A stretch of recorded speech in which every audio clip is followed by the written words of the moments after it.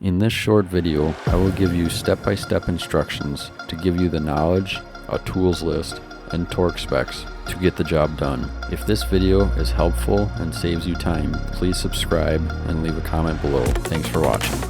In this video, I'll be showing you how to replace the rear coil springs on a 2016 Chevy Impala.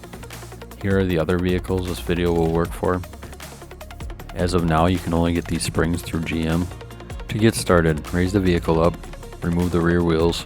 These lug nuts are a 22mm, and before you remove the bolt, put a board underneath the control arm on a jack. Remove this lower control arm bolt. This is an 18mm for the nut and the bolt.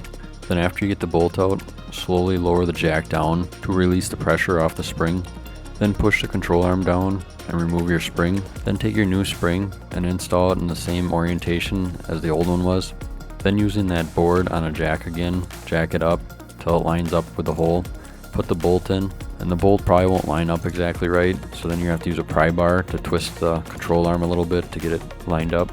Then install the nut, then torque this bolt to 125 foot-pounds.